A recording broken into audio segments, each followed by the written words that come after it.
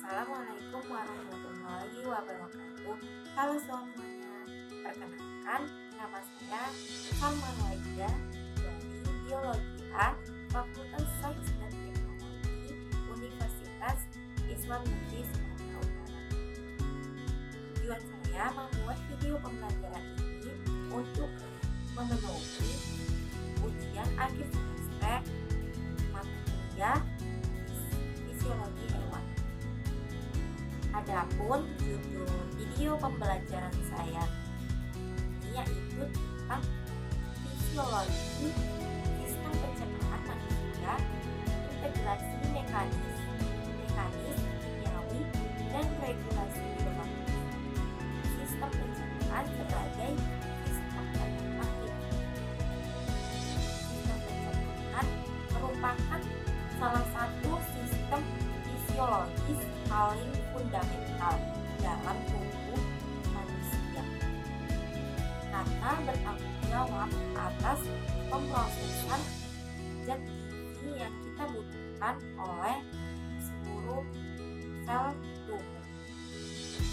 Tanpa sistem pencernaan yang berfungsi optimal, sel-sel tubuh tidak akan memperoleh energi, bahan pembangunan maupun molekul pengaturan yang dibutuhkan untuk mempertahankan kehidupan. Oleh karena itu, sistem pencernaan tidak hanya berperan dalam proses makan, tetapi juga berperan langsung dalam metabolisme pertumbuhan dan pemeliharaan homeostatis tubuh. Secara fisiologis, sistem pencernaan bekerja melalui serangkaian proses yang saling terintegrasi, mulai dari pemecahan makanan secara mekanis, pencernaan kimiawi oleh enzim, penyerapan zat gizi, hingga pembangunan sisa metabolisme. Seluruh proses ini berlangsung secara berurutan dan terkoordinasi dengan baik melalui pengaturan saraf dan hormonal yang sangat kompleks. Selanjutnya kita masuk ke konsep dasar pencernaan dari makanan menjadi molekul sederhana. Pencernaan dapat didefinisikan sebagai proses fisiologis yang mengubah makanan kompleks menjadi molekul-molekul sederhana yang dapat diserap oleh tubuh. Makanan yang dikonsumsi oleh kita manusia umumnya tersusun atas karbohidrat kompleks, protein, dan lemak yang tidak dapat digunakan langsung oleh sel. Oleh karena itu, diperlukan proses pemecahan bertahap agar zat-zat tersebut dapat melewati membran sel endotel usus. Proses pencernaan berlangsung melalui dua mekanisme utama, yaitu pencernaan mekanik dan pencernaan kimiawi. Pencernaan mekanik bertujuan memperkecil ukuran makanan sehingga memperluas permukaan kontak dengan enzim. Sedangkan pencernaan kimiawi melibatkan kerja enzim-enzim spesifik yang memecah molekul-molekul kompleks menjadi bentuk yang lebih sederhana. Selanjutnya ada mulut. Mulut adalah sebagai gerbang awal sistem pencernaan. tempat dimulainya proses pencernaan secara mekanik dan kimiawi. Selain sebagai tempat awal pencernaan, mulut juga berperan penting dalam proses peredaran dan seleksi makanan. Lidah memiliki papila pengecap yang memungkinkan manusia mengenali rasa manis, asin, asam, pahit, dan umami. Nah, adapun proses mengunyah yang dilakukan oleh gigi berfungsi menghancurkan makanan menjadi partikel yang lebih kecil. Gerakan mengunyah ini juga membantu mencampurkan makanan dengan saliva sehingga membentuk bolus yang mudah ditelan. Saliva mengandung enzim amilase saliva yang berfungsi memulai pencernaan karbohidrat. Enzim ini menguraikan api menjadi maltosa dan dextrin. Selain itu, saliva juga mengandung mukus yang berfungsi melumasi makanan sehingga mempermudah proses penelanan dan perlindungan mukosa saluran pencernaan. Selanjutnya ada proses menelan dan penutupan esofagis. Menelan merupakan proses fisiologis kompleks yang melibatkan koordinasi antara otot, saraf, dan refleks. Proses ini terbagi menjadi fase oral, fase faringeal, dan fase esofageal. Pada fase esofageal, bolus makanan didorong menuju lambung melalui gerakan peristaltik esofagus. Esofagus tidak berperan dalam pencernaan kimiawi, tetapi memiliki peran penting dalam transportasi makanan. Sphincter esofagus bagian bawah berfungsi mencegah refluks isi lambung ke esofagus. Gangguan pada mekanisme ini dapat menyebabkan gangguan fisiologis secara refluks gastroesofageal. Dengan demikian, meskipun esofagus tidak terlibat langsung dalam proses pencernaan zat gizi, perannya sangat krusial dalam menjaga kelancaran alur pencernaan. Gangguan pada esofagus dapat menghambat perjalanan makanan dan berdampak pada keseluruhan sistem pencernaan pada manusia.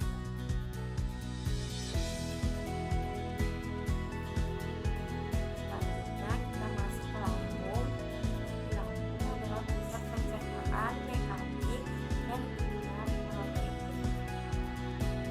Lambung merupakan organ pencernaan yang memiliki kemampuan luar biasa dalam mengolah makanan. Dinding lambung bersusun atas otot polos yang kuat sehingga mampu melakukan pengadukan makanan secara intensif. Gerakan ini mengubah bolus menjadi yang lebih homogen. Secara kimiawi, lambung menghasilkan asam klorida yang menciptakan lingkungan sangat asam. Lingkungan ini berfungsi mengaktifkan enzim pepsin yang berperan dalam pencernaan protein.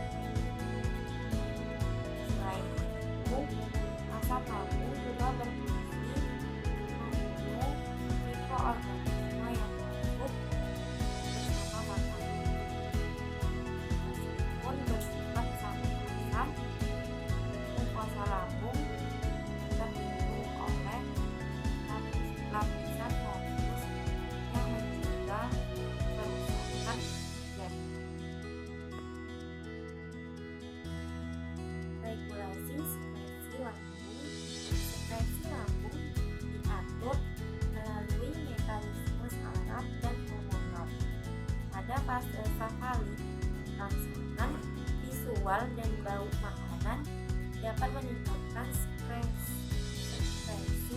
asam lambung melalui aktivitas saraf timus.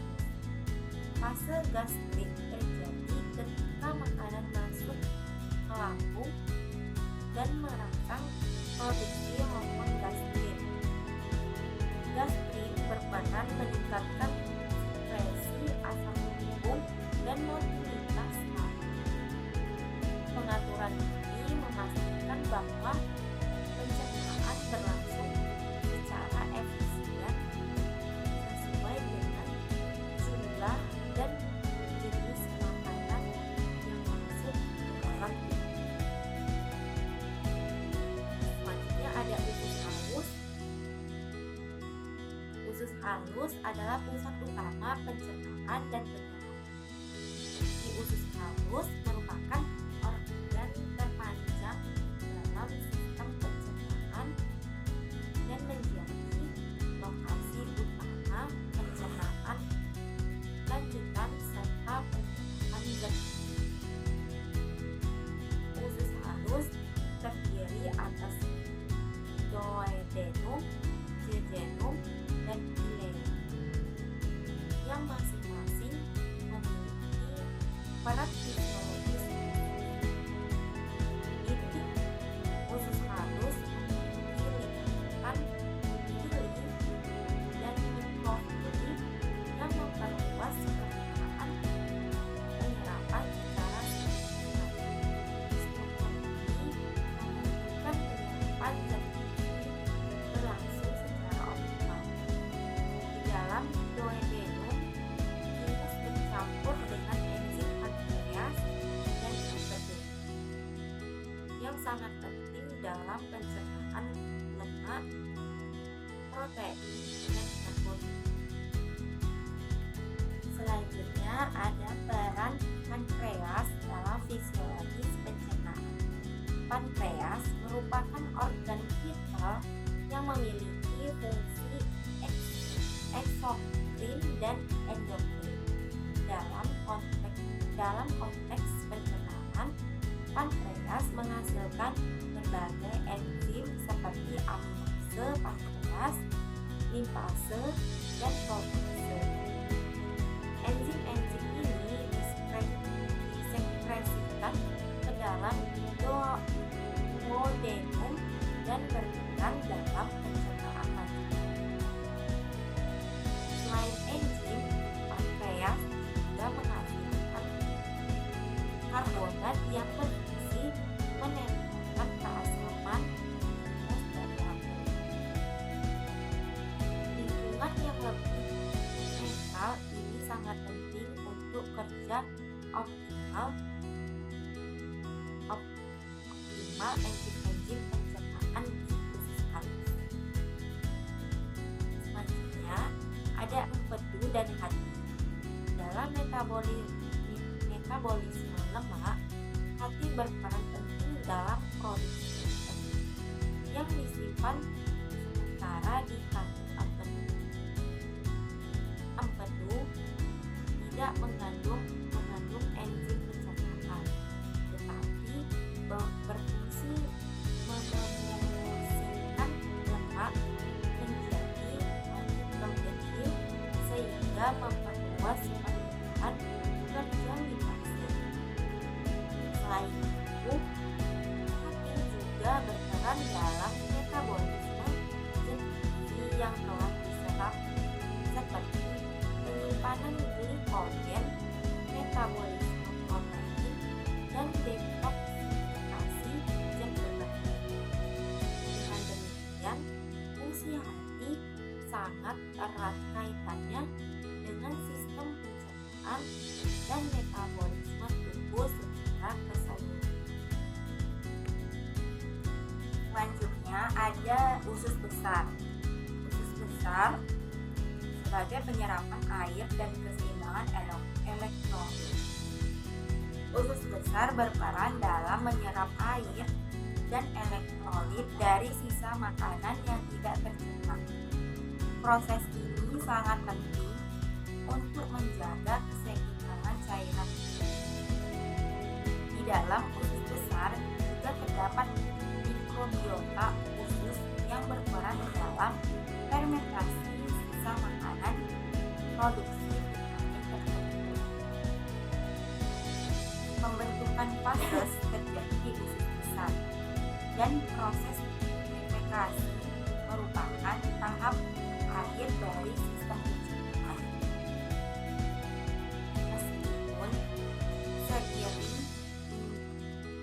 Meskipun sering dianggap sederhana, fungsi usus besar sangat penting dalam menjaga kesehatan pencernaan. Regulasi saraf dan hormon pada sistem pencernaan.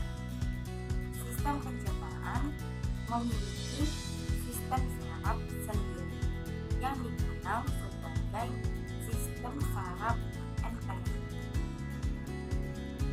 Sistem ini mampu mengatur aktivitas pencernaan secara mandiri, tetapi juga berinteraksi dengan sistem saraf pusat.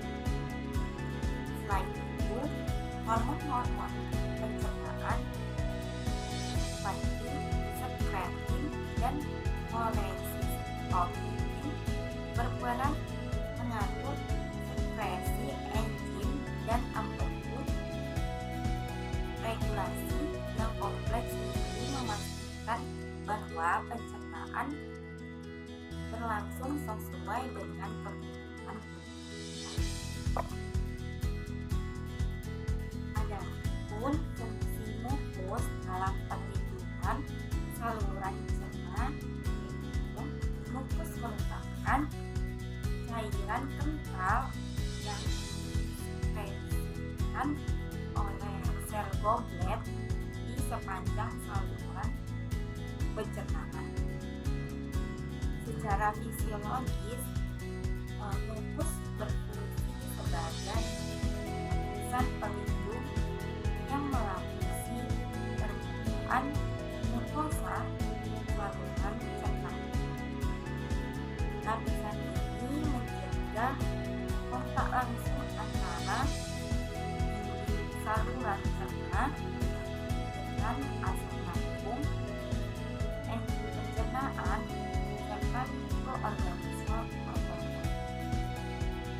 Selain fungsi protektif, mukus juga berperan dalam pelumasan makanan, sehingga mempermudah pergerakan bolus dan gangguan produksi mukus dapat menyebabkan iritasi mukosa, luka, hingga peradangan pada saluran pencernaan.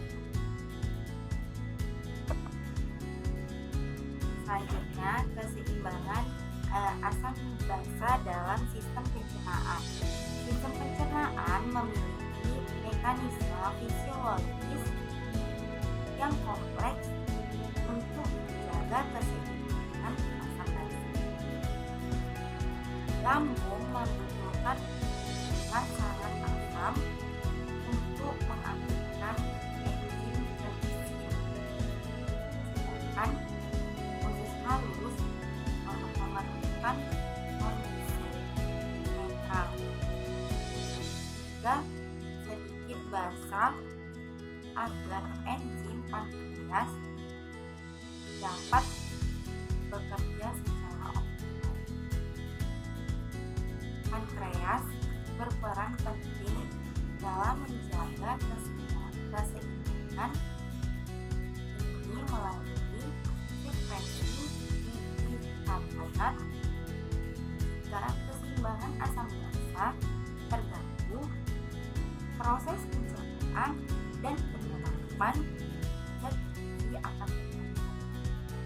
Oleh karena itu, regulasi pH merupakan aspek krusial dalam fisiologi pencernaan. Selanjutnya ada fisiologi sekresi saluran pencernaan. Sekresi merupakan proses fisiologis dalam sistem pencernaan yang melibatkan pelepasan cairan, enzim memufus, dan elektrolit ke dalam lumen saluran cerna.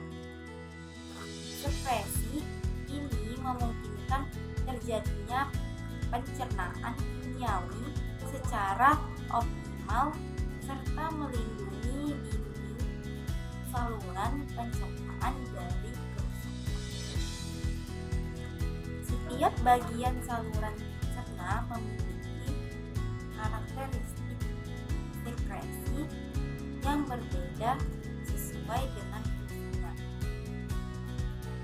Kelenjar ludah, kelenjar lambung pankreas, dan kelenjar usus bekerja secara terkoordinasi untuk menghasilkan cairan pencernaan dalam jumlah yang cukup dan pada waktu yang tepat. Pengaturan sekresi ini sangat bergantung pada sinyal saraf dan hormon, sehingga sistem pencernaan mampu menyesuaikan diri dengan kondisi tubuh dan jenis makanan yang dikonsumsi. Aliran darah ke saluran pencernaan. Aktivitas pencernaan membutuhkan pasokan darah yang cukup untuk menyediakan oksigen dan nutrisi bagi sel-sel saluran cerna. Setelah makan, aliran darah ke sistem pencernaan meningkatkan secara signifikan. Fenomena ini dikenal sebagai hiperemia postprandial. Peningkatan aliran darah ini memungkinkan penyerapan zat gizi berlangsung lebih efisien dan mendukung aktivitas metabolik sel endot. Pengaturan aliran darah ini melibatkan sistem saraf otonom dan faktor lokal yang dilepaskan oleh jaringan saluran cerna. Selanjutnya ada interaksi sistem pencernaan dengan sistem endokrin. Sistem pencernaan memiliki hubungan erat dengan sistem endokrin.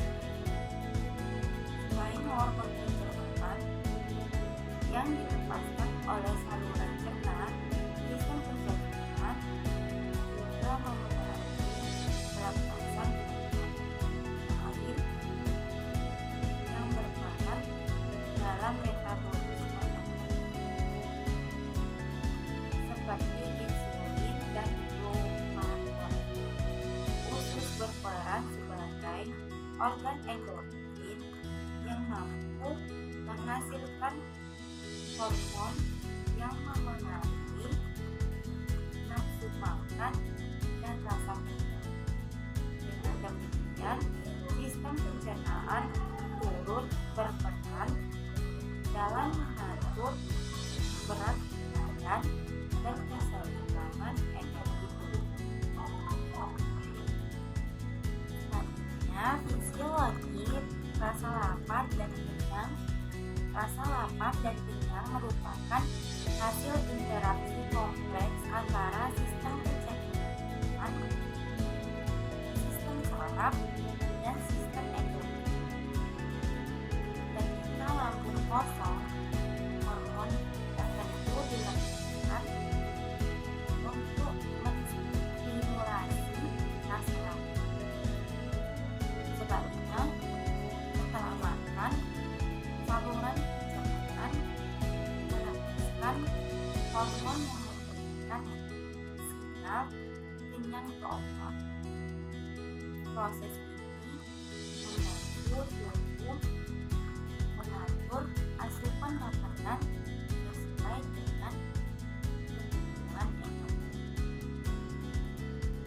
Gangguan pada metabolisme ini dapat menyebabkan gangguan makanan dan masalah metabolik.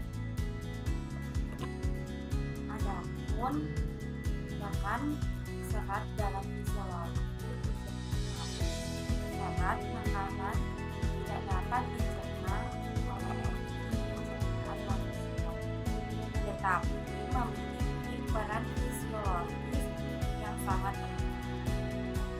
Serat membantu meningkatkan volume feses, mempercepat waktu transit usus, dan mendukung kesehatan mikrobiota usus.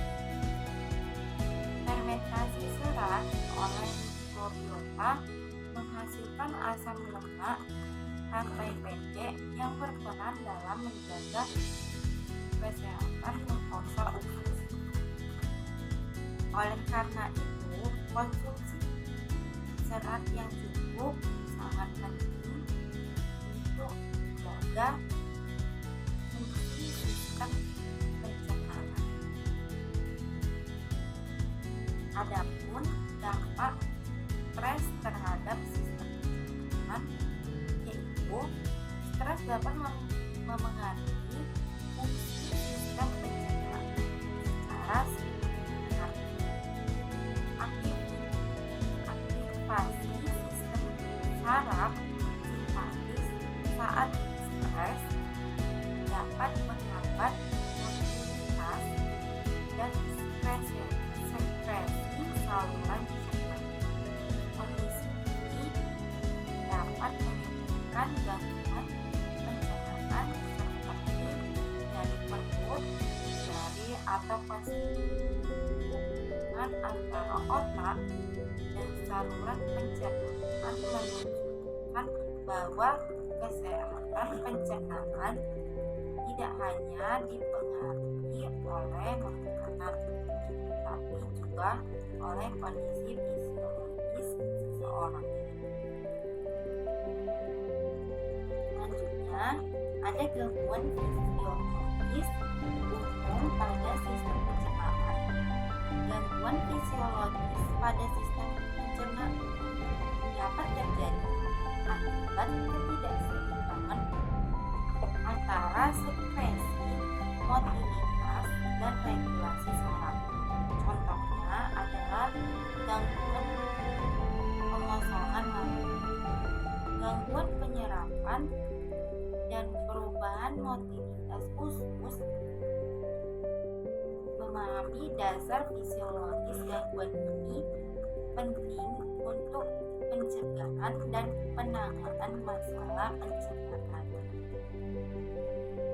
Pendekatan fisiologis memungkinkan kita melihat gangguan pencernaan sebagai akibat dari perubahan fungsi, bukan hanya makanan. Sistem pencernaan dalam konteks kesehatan holistik. Sistem pencernaan merupakan sistem sentral yang memenuhi hampir seluruh aspek kesehatan tubuh. Fungsi pencernaan yang baik mendukung metabolisme, imunitas, dan keseimbangan energi. Dengan memahami fisiologis sistem pencernaan secara komprehensif, kita dapat menerapkan pola kehidupan yang lebih sehat dan mendukung kinerja tubuh secara optimal sepanjang kehidupan. Sistem pencernaan sebagai sistem terintegrasi sistem pencernaan manusia merupakan sistem fisiologis yang sangat terorganisasi dan terintegrasi. Setiap organ memiliki fungsi spesifik yang saling melengkapi satu sama lain. Gangguan pada satu bagian sistem dan dapat memengaruhi keseluruhan proses pencernaan. Pemahaman mendalam mengenai fisiologi sistem pencernaan sangat penting dalam bidang kesehatan, pendidikan, dan pemeliharaan kualitas hidup manusia. Mungkin cukup sekian video pembelajaran dari saya. Lebih dan kurang saya mohon maaf. Semoga videonya bermanfaat bagi kita semua. Wassalamualaikum